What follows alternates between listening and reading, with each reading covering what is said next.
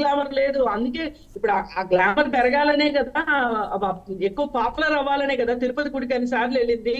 ఇప్పుడు మనం ఏ న్యూస్ వచ్చినా, తిరుపతి గుడి న్యూస్ వచ్చిందంటే అన్ని ఆపి అదే చూస్తాం. ఆ చూసిన ప్రతిసారి ఆవిడే కనిపిస్తుంది. ఓకే, ఇదొక పిక్ అయితే ఇది ఒకటి బాగా వైరల్ అవుతున్నదండి. ఆవిడేదో కొద్దిగా యోగినిలా ఉన్నదైతే ఒక పిక్ అయితే వైరల్ అవుతుంది. సరే, ఏ ఉద్దేశంతో ఆవిడ చేశారో. ఇంకో పార్టీ పెట్టాలనుకుంటుందేమో. ఆ పార్టీ ద్వారా అది ఆ వ్యక్తిగతం. నా బాధ ఏంటంటే వ్యక్తిగతాల గురించి నాకు ఏమి సమస్య లేదండి. పిసిఆర్ ఇది ఒకసారి చూపించండి.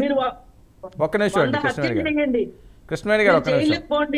ఇదిగోండి, వెయిట్ కృష్ణవేణి గారు, ఇది ఒకటి అయితే వైరల్ అవుతుంది సోషల్ మీడియాలో. ఇంకొంచెం జూమ్ చేయండి సార్, మీరే కనపడుతున్నారు, రోజక్క కనిపించలేదండి.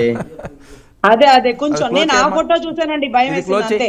అంతకు మించి ఆవిడ ఎక్కడ పూజ చేస్తున్నా మేమైతే చూడలేదు. ఓకే అండి, యోగిని స్క్రీన్ మీద ఇప్పుడు ఓకేనా?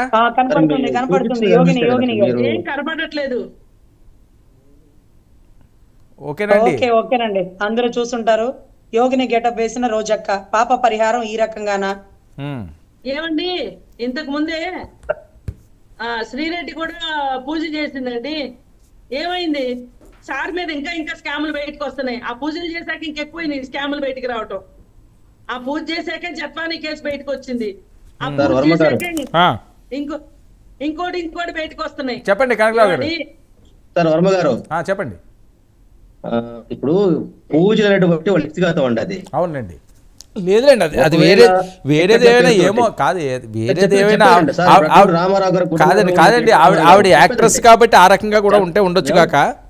ఎన్టీ రామారావు గారు లాంటి పెద్ద మహానుభావుడే గుడ్డలు లేకుండా పూజ అయితే వ్యక్తిగతం, క్షుద్ర పూజ అయితే చట్ట విరుద్ధం. ఈ చంద్రబాబు నాయుడు కూడా చేశారు, మీకు తెలియదు. తీసుకోండి, ఇక్కడ ఒకటండి, పూజ అనేటువంటి ఊరు చేసిన వ్యక్తిగతం ఉండదు. ఒకవేళ వాళ్ళు రెవెన్యూ జరిగితే మాత్రం దాని మీద ఎలాంటి ఎంక్వైరీకైనా మేము సిద్ధమే. తర్వాత నెయ్యి గురించి వస్తున్నారు. 300 లక్షల పవన్ కళ్యాణ్ గారు చేస్తే పూజలు కాదు, మీ మేడం గారు చేస్తేనే పూజలు అంటే ఎలా అండి? పవన్ కళ్యాణ్ గారు పూజలు ఎత్తారు కాబట్టి వ్యక్తిగత విషయాలు ఎవరు చేసినా సరే ఇప్పుడు వ్యక్తిగత విషయం. ఒకవేళ తిరుమల తిరుపతి దేవస్థానంలో అవినీతి అంటూ జరిగితే దాన్ని ఎలాంటి ఎంక్వైరీ చేసి నిగ్గుదేయాల్సినటువంటి అవసరం ప్రభుత్వాల మీద ఉంది. అది చేయమని చెప్పండి. రెండోది, తర్వాత మీరు ఏమన్నారు, 300 సిల్లర్కి ఆవును ఎట్ట వచ్చింది కేజీ అన్నారు. అదేవిధంగా చంద్రబాబు అధికారంలో ఉన్నప్పుడు 2015 నుంచి 18 వరకు ఆ రోజు ఉన్నటువంటి రేట్ ఏంటంటే 270 రూపాయలకి 73 రూపాయలు ఇచ్చాడు కేజీ. ఈ రోజున మీరు గూగుల్ కొట్టి చూడండి, హెరిటేజ్ నెయ్యి కేజీ 500 రూపాయలు ఉంది. ఈ రోజు చూడండి ఎట్లా వచ్చింది మరి. ఇదిగోండి నా కాడ కావాల్సి చూపిస్తాను. ఈ రోజు హెరిటేజ్ ఫుడ్ సంబంధించినటువంటి నెయ్యి 500 ఉంది కేజీ. అదే నీకు లక్షల్లో ఏదైతే హోల్సేల్ గా తీసుకున్నప్పుడు ఇంకా తక్కువ వచ్చే అవకాశం ఉంది కదా. అందువల్ల ఏంటంటే ఇదే విధంగా ఇందాక మేడం గారు కృష్ణవేణి గారు అన్నారు, ఎన్నో సంవత్సరాల నుంచి ఉన్నటువంటి ఏదైతే నందిని ప్రొడక్ట్స్ సంబంధించినటువంటి ఆ నెయ్యిని క్యాన్సిల్ చేశారని చెప్పేసి అని మేము అడుగుతా ఉన్నాం. మరి చంద్రబాబు ప్రభుత్వంలో ఉన్నప్పుడు అదే ఉన్నటువంటి దాన్ని రద్దు చేశారు కదా. 2015 నుంచి 18 వరకు కేఎఫ్ఎం ఏదైతే కేఎంఎఫ్ సంబంధించిన ప్రొడక్ట్స్ మొత్తం నిలుపుదల చేశారు కదా. అది ఇప్పుడే కొత్తగా నందిని ప్రొడక్ట్స్ సంబంధించి చంద్రబాబు గవర్నమెంట్ లో అయింది. అదేవిధంగా గత ప్రభుత్వంలో కేజీ 273 రూపాయలు కొన్నారు. మీ లెక్కలు ఏమో చెప్పండి. 2014 నుంచి 19 వరకు తిరుమల దేవస్థానానికి అవును ఈ కేజీకి ఎంత వచ్చిందని చెప్పి లెక్కలు చెప్పండి ఈవో గారిని. ఓకే,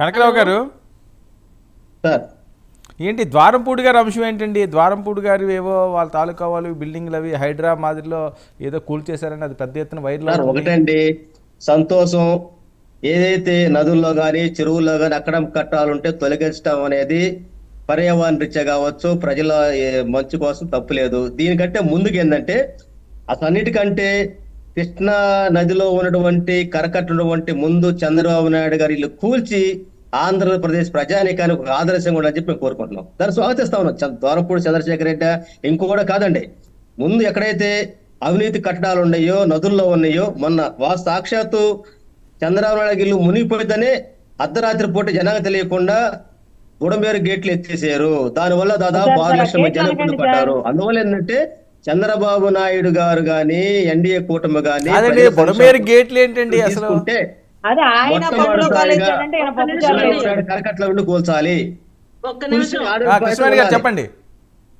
ఇప్పుడు కరకట్ట మీద ఇల్లు కోల్చాలి అనే విషయం మీద నిర్ణయం తీసుకుంటే ఎవరికి అభ్యంతరం లేదండి. కానీ ఈ పిచ్చి మాటలే మాట్లాడొద్దని చెప్పండి. ఏంటంటే పొడవేరు గేట్లు ఎత్తితే కృష్ణానదికి వరదలు వస్తాయి అనటం ఎంత అపహాస్యం అంటే, రీజన్ చెప్తా నేను మీకు, ఆయన కోపుకుందేమో వినమనండి.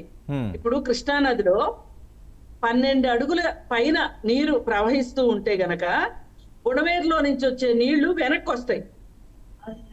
అది ఒక కారణం. ఇప్పుడు నేను మీకు ఇంకొక ఎగ్జాంపుల్ చెప్తా. ఓ పక్కన గంగాళం పెట్టామనుకోండి, గంగాళం అంటే చాలా పెద్దగా ఉంటది, అది కృష్ణానది. ఈ పొడవేరు కాలువ నుంచి వచ్చే నీళ్లు ఉక్కినితో వచ్చే నీళ్లు అన్నట్టు లెక్క. ఈ ఉగ్గిన్న నీళ్లు తీసుకెళ్లి గంగాళంలో పోస్తే ఎప్పటికి నిండాలి చెప్పండి? అసలు ఏమన్నా